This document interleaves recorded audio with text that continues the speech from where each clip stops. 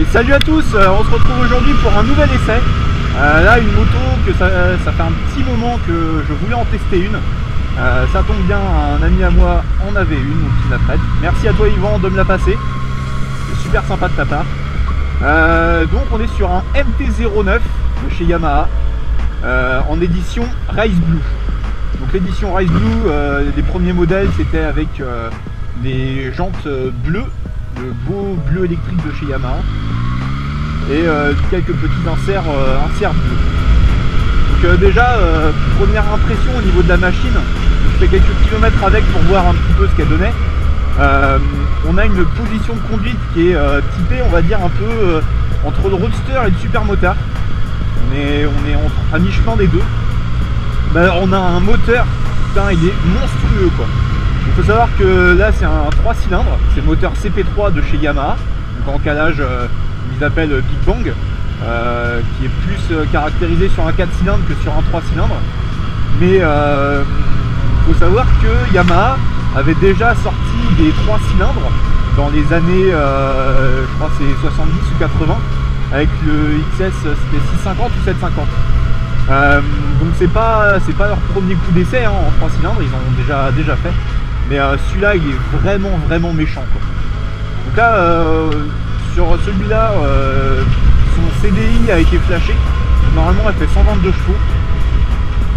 Il a la ligne complète Accra, il gueule bien, il a gardé la chicane parce que sinon c'est pas possible au niveau du son, c'est horrible. Il a un filtre à RKN, donc du coup on entend bien hein, quand il se gave d'air le filtre, on entend bien l'aspirateur devant. Et sinon c'est tout, dans l'ensemble c'est tout ce qu'il y a dessus, plus de 3 petites options, il y a une petite bulle et un support de plaque qui va bien, et une grille de radiateur. Mais sinon dans l'ensemble elle est full stock. Donc moi c'est une bécane que j'apprécie assez. Elle avait eu pas mal de critiques quand elle est sortie, mais une fois sur la route franchement c'est du vrai plaisir, du vrai bonheur quoi. Je vais montrer ça un petit peu dans les virages.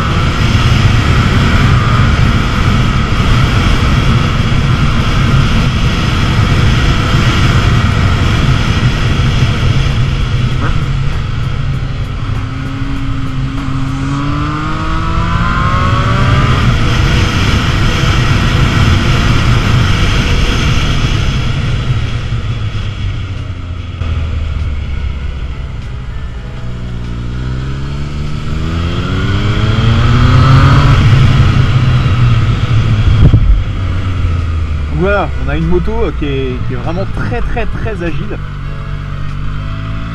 Mais par contre, c'était les premiers systèmes à avoir le ride-by-wire ou by-wire comme vous voulez. En gros, c'est commande des cases par électronique. Donc on a bien les câbles qui y vont, mais en fait c'est le boîtier qui gère au niveau des papillons. Donc pour cela après du coup on a plusieurs modes de conduite, standard A et B. Donc standard c'est le mode on va dire pour la balade de tous les jours, enfin pour la balade ou pour tous les jours. Après le mode B c'est plus rain, on va chercher son pain le dimanche matin. Et le mode A c'est le mode complètement furieux, c'est à dire que là il n'y a aucune aide, l'injection est fait juste ce qu'on lui demande, c'est-à-dire ouvrir la papillon en grand et attendre que ça se passe. Franchement c'est vraiment violent.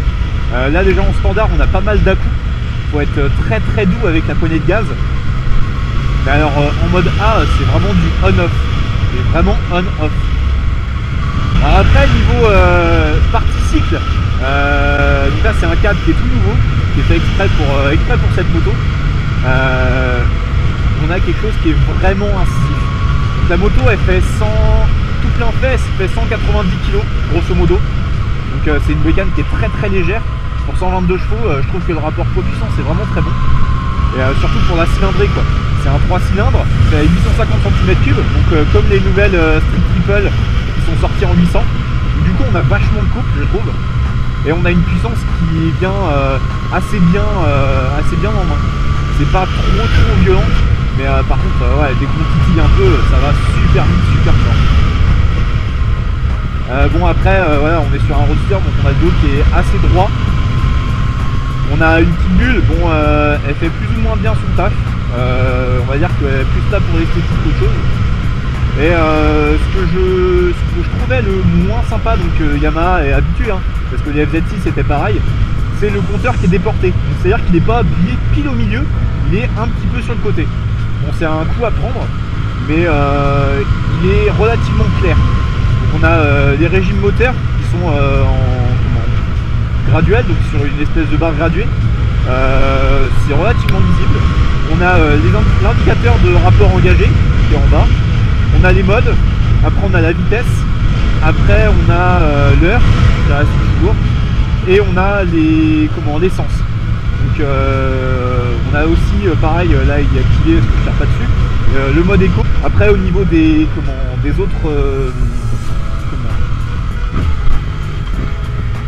autres indications sur le tableau d'affichage sur le compteur, on a la consommation en instantané, la conso moyenne, après on a la température moteur, après on a la température extérieure, ça c'est pas mal, le nombre de kilométrage total, un trip 1, un trip 2 et donc la conso instantanée. Bon après niveau esthétique, faut aimer. Elle est un peu, on va dire, manga. Moi j'aime bien. J'ai eu du mal quand elle est sortie, c'est vrai. Mais quand on voit maintenant la MT-07 et toutes les nouvelles motos, elles ont beaucoup des lignes très acérées, très affûtées. Donc là, je la trouve plutôt jolie. Surtout dans cette, dans ce coloris Rice Blue. Elle fait vraiment des ravages avec les jambes bleues. C'est vraiment le fait. Mais je vous présente tout ça à l'arrêt. 2014 est l'année de l'audace pour Yamaha, avec le lancement de la nouvelle MT-09. Le début d'une guerre est lancé à toutes les reines de moyenne cylindrée. Et ils font fort, avec un look qui n'a rien de basique. Tout est travaillé, elle sort tout droit d'un manga.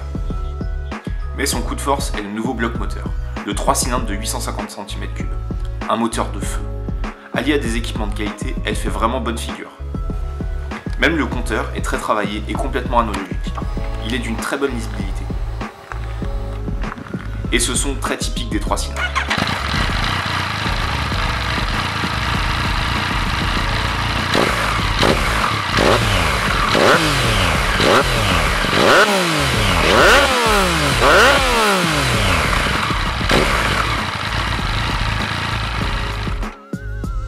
Bon voilà pour la petite présentation à l'arrêt.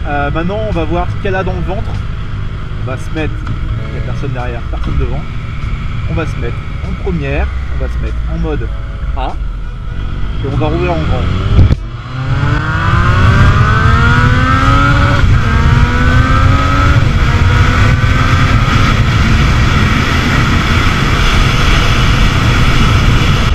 Ouais, le mode A il est d'une violence. Putain, j'ai même pas ouvert en grand, mais putain, on est sur l'arrière de la moto direct quoi. On est catapulté.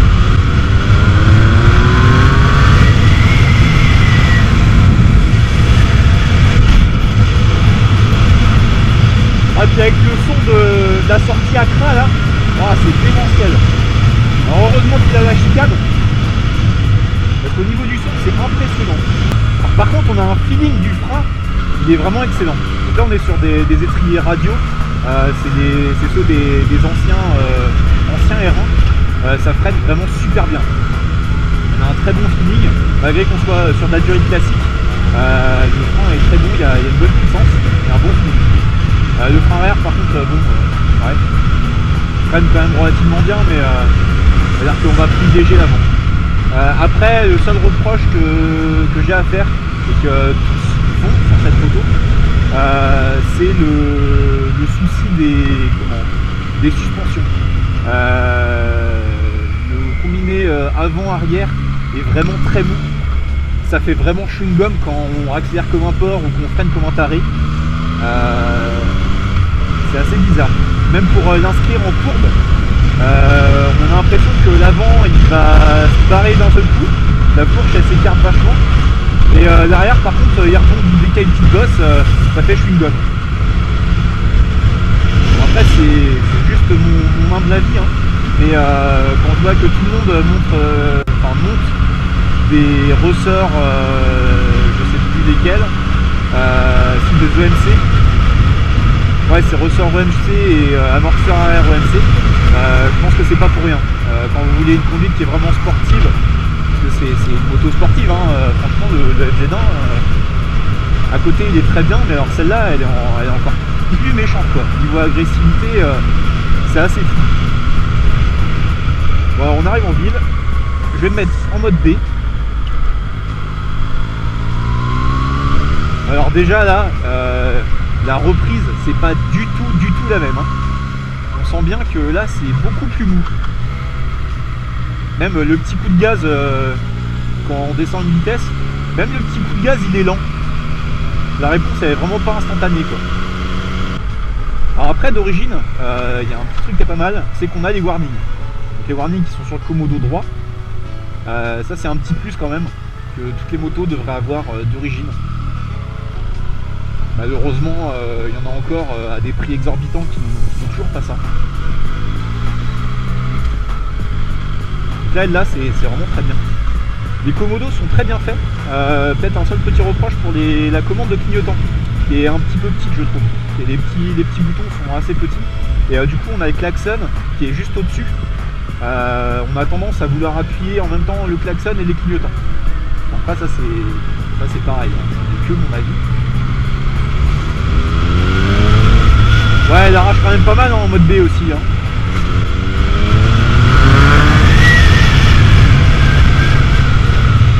On va dire que le mode B, c'est pour se faire la main au début et rouler sous la pluie quoi. Par contre, ça fait un peu comme la ZX10R. Les seuls rapports qui servent, c'est le 2-3 quoi. La 2 et la 3, c'est génial. Après les autres, ouais, c'est un petit peu plus mou quoi. Ceci dit, les rapports de boîte sont très bien étagés je trouve. Allez, on va remettre un petit peu.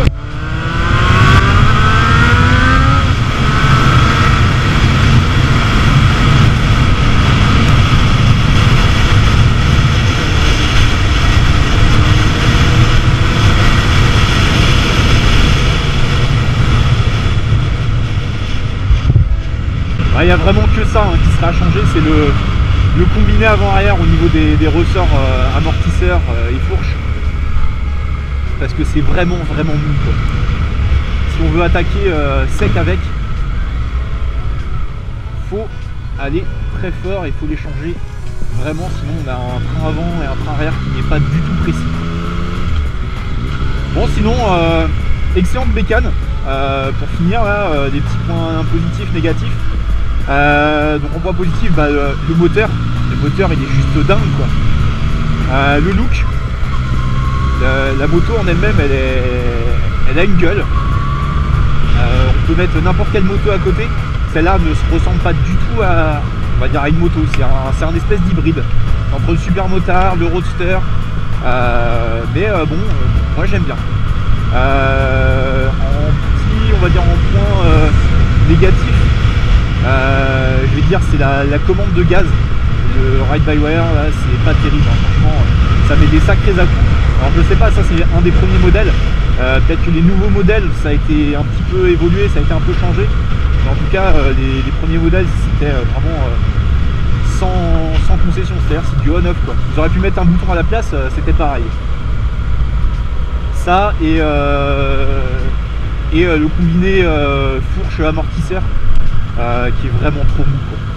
C'est-à-dire qu'il va falloir réinvestir de l'argent dedans pour avoir quelque chose de beaucoup plus fun, enfin on va dire plus rigide pour que ce soit plus fun. Parce que là c'est fun mais en fait on peut vite se faire peur dans des virages où le train avant fait un peu ce qu'il veut par rapport à l'arrière.